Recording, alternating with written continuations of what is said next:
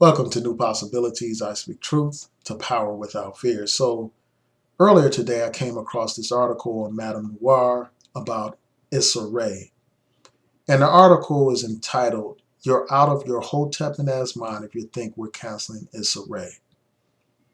This article is about some controversial statements that she made in her book that she wrote some time ago when she still had the Awkward Black Girl series here on YouTube. We know that she has since gone on to have a successful series on HBO entitled Insecure. So recently she was on the Breakfast Club and she did an interview and she was talking about how some of her opinions and beliefs expressed in her book she no longer believes. She no longer believes the things that she said in her book, at least some of the things that she said in her book. And Charlemagne the God asked her what she meant by that. And she said, well, you'll have to read the book.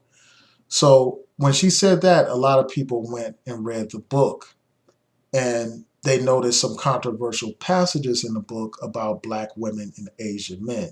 So what I'm going to do is I'm going to read from this excerpt and then I'm going to provide my commentary. So in her book, she writes, educated Black women are too high maintenance, high strung, and independent. They don't need men. There's a widening gap between the education of Black women and men, which doesn't leave very many suitable suitors. Unfortunately, the higher one's degree as a Black woman, the lower your chances are of getting married. Add to the compile the stereotypes of being loud, complicated, and difficult. Black women, your reputation sucks. Asian men are also overburdened with racial stereotypes that really don't work in their favor. Why wouldn't women want to marry and reproduce with men who are classified as intelligent hard workers? Maybe because Asian men are frequently emasculated in the media or presented as sexist props for comic relief. Oh, if only they could absorb the burden of Black male stereotypes, genitalia exaggerations included, maybe their demand would increase. Maybe that would make all the difference. Instead, the plight of Asian men is nearly the same as that of Black women, except for the fact that their women tend to marry white or other far more often. In fact, Asian Americans have the highest rate of intermarriage. Asian men, your reputation sucks too. This is why I propose that Black women and Asian men join forces in love, marriage, and procreation. Educated Black women, what better intellectual match for you than an Asian man? And I'm not talking about Filipinos. They're like the blacks of Asians. I'm talking Chinese, Vietnamese, Japanese, etc.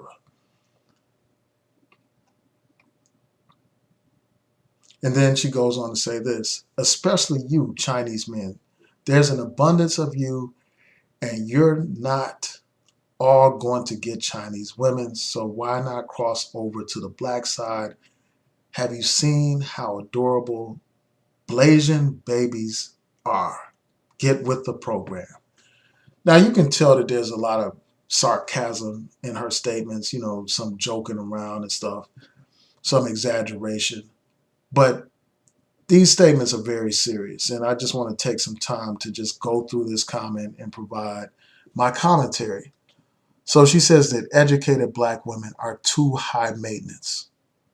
Some educated Black women are high maintenance. They want to go to five-star restaurants. They only want the best and this and that. They're very high maintenance. Some of them have a diva type attitude. Some Black women, some educated Black women have this attitude. But I don't think that that's the majority of educated Black women, at least not in my experience. You know, a lot of educated Black women are humble. They're not all arrogant and they don't have these diva type attitudes.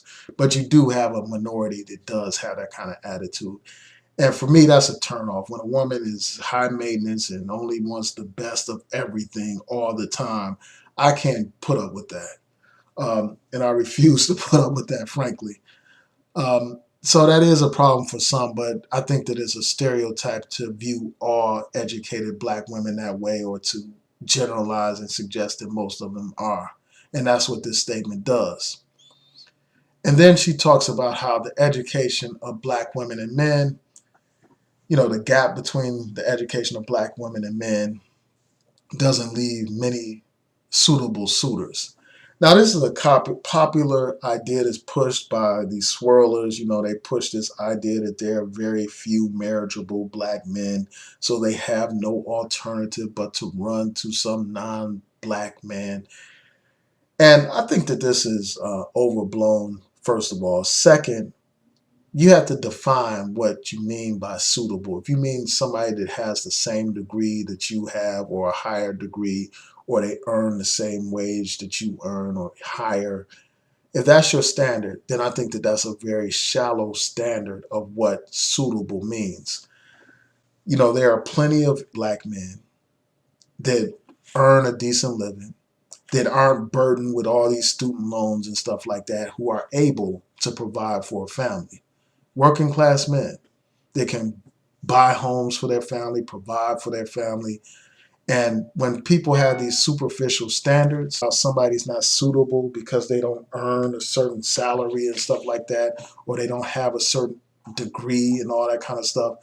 I think by having those kind of standards, they are missing out on quality black men that can be providers, men that can be protectors, men in the full sense of the word too. And I don't mean just somebody that can buy them things or provide for them financially. I mean provide them for them emotionally, somebody that's there to support them, to love them, to show them true friendship and compassion. So I think that often what happens is people have these narrow, superficial standards of what they mean by suitable, and they are missing out on quality black men. And this whole thing about the higher one's degree, the lower your chances of getting married. Your chances of getting married are lower when you have these artificial standards about what kind of man you're going to marry. I mean, if you only want somebody with a certain degree or a certain education, then you're going to miss out on a lot of quality black men. That's just a fact. I remember when I was going to, Howard, many years ago, there was a disparity in terms of the numbers of black men compared to the numbers of black women attending the university. There were several black women for every black man. So I understand the point. But I think that that problem is heightened when you limit yourself to just people with a certain degree and stuff like that. That shouldn't be the sole measure of a man's worth, what kind of degree he has, what school he went to, and all that kind of stuff. Somebody could have a great education, have the great job and all that kind of stuff, but still have a horrible personality, still not share the same values as you, still not be, a decent human being. So I just think that if women widen their options in terms of not just limiting themselves to somebody with the same degree or higher, then they would have more dating choices and more options. Often these women talk about the need to expand one's options. That's one way to expand one's options. And this article, she talks about how these Asian men are overburdened with stereotypes that don't really work in their favor. And to a degree, I get what she's saying. There are negative stereotypes about Asian men or whatever. But for the most part, all these positive stereotypes are applied to Asian men, like the stereotypes that she's talking about. They're all hardworking and intelligent. Those are stereotypes. Asians are viewed as some kind of model minority. They have all these positive stereotypes where everybody assumes that these Asians are smart. They assume that they're all good in mathematics and all that kind of stuff. They're all excellent and superior and all that kind of stuff. Those are positive stereotypes that are put on Asian people. I think that those positive stereotypes outweigh the very few negative stereotypes that are applied to Asian men. So I think that it's kind of an exaggeration, and I disagree with the notion that Asian men are emasculated in the media.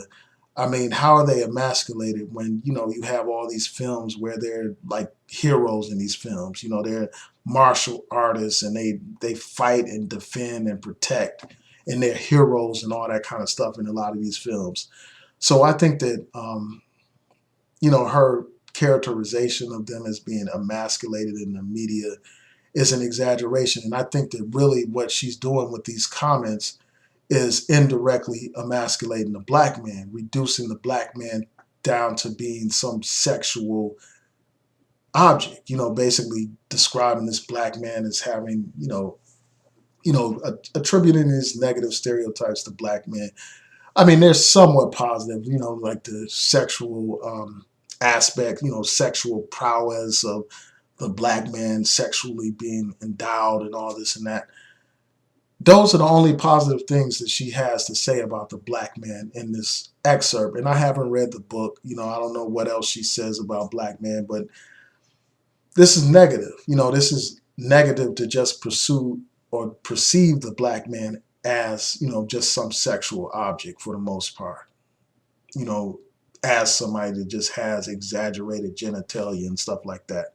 That's what she reduces the black man to in this particular excerpt. She said that the plight of Asian men is nearly the same as that of black women.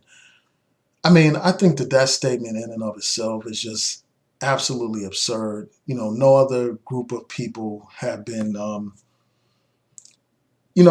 oppressed more than a black woman. So to compare the plight of a black woman to an Asian man who is viewed in a positive light in this society is ridiculous. The black woman is disrespected in this society, least respected and least protected. There's no way in hell that Asian men and black women have a similar plight at all.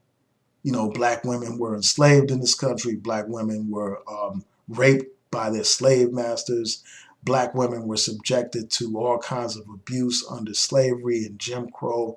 And even today, black women are trashed and disrespected, not just by the larger society, but by their own black men here on YouTube. So there's no comparison. Now, this whole thing about the highest intermarriage in Asian communities, that's a valid point. Often a lot of Asian women have abandoned Asian men for white men, and it's vice versa. I mean, you have a lot of Asian men that are chasing these white women too. Um, so that's one thing. So she goes on to say this. She says, "This is what I propose, that black women and Asian men join forces in love, marriage, and procreation." And, she goes on to say, "Educated black women, what better intellectual match for you than an Asian man?" I mean, I think that that statement is just absolutely ridiculous. It suggests that somehow the black man is not an intellectual match for his black woman, that somehow this black woman is so superior intellectually to a black man that she has to go outside of her race in order to find somebody that's on her level. I think that that's preposterous. I think that's ridiculous. And I think that that is just a prime example of perpetuating negative stereotypes about the black man while reinforcing positive stereotypes about this Asian man. And then for her to say that Filipinos are like the blacks of Asians, I mean, she is essentially disrespecting black people by suggesting that black people are less intellectual, as a collective, that black people are less intelligent, less hardworking. And she's equating those negative stereotypes with Filipinos, suggesting that there's something wrong with them because they're like black people. I mean, that is the epitome of self-hatred. She said, "I'm talking about Chinese, Vietnamese, and Japanese."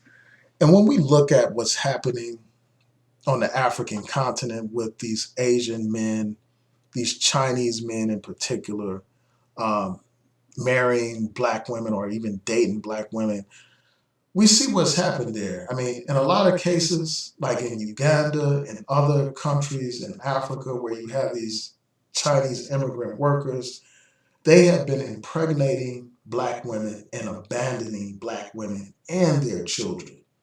So this Asian man is not some kind of savior for the black woman. He is not some kind of answer for the black woman's relationship issues. Again, all you have to do is look to Uganda, where you have these Chinese men abandoning black women. And I saw that it was in another country as well, in Africa, where you had a similar situation, where you had these Asian men impregnating black women and leaving them behind and leaving their children behind. But yet you have this woman basically expressing this view that somehow this Asian is the answer to some of these relationship problems that black women are having. So she goes on to talk about how these Asian men should cross over to the black side. And then she talks about how adorable Blasian babies are, basically biracial babies are. And I think that the idea that these biracial children are somehow so beautiful, I think that that goes into the self-hatred issue, because a lot of times, we equate black beauty with beauty that's involves someone that's of like a mixed background. Like we equate beauty with anything other than the original blackness, the original African. So you have to be mixed with something to be beautiful in the minds of a lot of people, because they don't view natural African hair as beautiful. They have to have straightened hair or, wavy hair, anything other than African hair. That's the definition of beautiful in the minds of these people. Lighter skin is equated with beauty. And it's just a shame to see a black woman, a dark skinned black woman in particular, expressing these types of views. And that's the message that I get when she talks about how adorable Blasian babies are. I mean, we've seen this stuff before, like where we have these dark skinned women and dark skinned men who want to procreate with white people or very light people so they can have children that don't resemble black children, that are lighter, that have so-called good hair and all that kind of stuff, because again, a lot of our people have been programmed. So the bottom line is this, man. I just think that this epitomizes self-hatred. It's one thing to suggest that black women should be open to different opportunities, but to somehow suggest that a black man is less intelligent and less capable of being a suitable mate for a black woman, I think that that is, just disrespectful, and it reflects the self-hatred that I've been talking about for quite some time here on YouTube. But anyway, with that, I'm going to say please rate, comment, and subscribe. May you have a blessed evening and day. Peace.